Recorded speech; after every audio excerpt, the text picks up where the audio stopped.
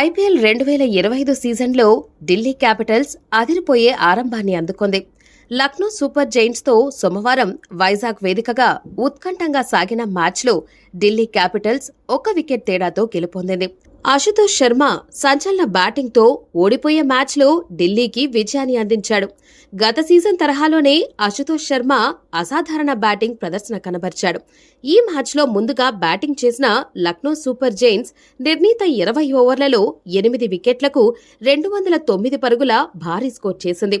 Mitchell Marsh, Nicholas Pooran విధ్వంసకర బ్యాటింగ్తో రాణించారు.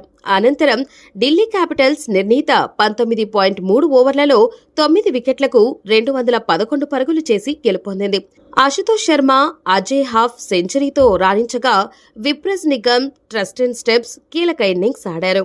మ్యాచ్ అనంతరం అక్షర్ పటేల్ మాట్లాడుతూ ఈ మ్యాచ్లో రిషబ్ పంత్ పెద్ద తప్పు చేసి గెలిచే మ్యాచ్ను ఢిల్లీకు అప్పగించాడు.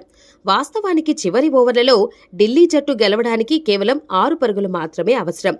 లక్నో తరపున షాబాజ్ అహ్మద్ చివరి ఓవర్ చేశాడు. అశుతోష్ కాదు, మోహిత్ శర్మ బ్యాటింగ్ ఎండ్లో ఉన్నాడు. అటువంటి పరిస్థితుల్లో షాబాజ్ అద్భుతమైన ఫ్లైట్ బంతిని బౌలింగ్ చేశాడు. దానిని మోహిత్ ఆడలేకపోయాడు. ఈ బంతిని ఆడటానికి ప్రయత్నిస్తుండగా మోహిత్ తన కాలును ముందుకు చాపి క్రీజ్ నుంచి బయటకు వచ్చాడు. కానీ ఆ తర్వాత బంతి బ్యాట్ ముందు తిరిగింది. ఈ క్రమంలో రిషబ్ పంత్ మోహిత్ ను అవుట్ చేయడానికి మంచి అవకాశం లభించింది. కానీ పంత్ బాల్ ను పట్టుకోలేకపోయాడు. మోహిత్ కు మంచి ఛాన్స్ లభించింది. ఈ మ్యాచ్ లో ఇదే అతిపెద్ద మలుపు. ఈ మ్యాచ్ లో పంత్ ప్రదర్శన చాలా పేలవంగా ఉంది. 0 పరుగులు చేసి అవుట్ అయ్యాడు.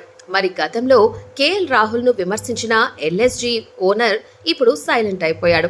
27 కోట్లు పెట్టి కొన్నది మ్యాచ్ గెలిపించడానికి కదా, ఓడించడానికా అంటూ ఎల్ఎస్జీ ఓనర్ పై మీమ్స్ షేర్ చేస్తున్నారు. అక్షర్ పటేల్ మాట్లాడుతూ, మీరు దానికి అలవాటు పడాలి, ఎందుకంటే నా నిర్ణయాలు హెచ్చు తగ్గులతో కూడి ఉంటాయి.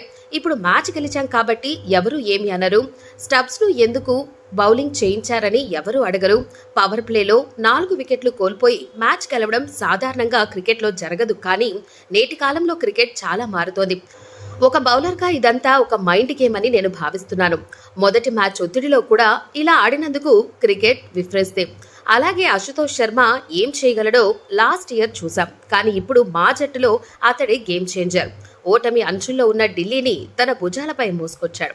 ఇది మా జట్టుకు పెద్ద అసెట్ అని చెప్పుకోవచ్చు. అలాగే ఇక కేఎల్ రాహుల్ కూడా వచ్చేస్తే ఢిల్లీ ప్రత్యర్థుడని వణికించడం ఖాయమని చెప్పుకొచ్చాడు.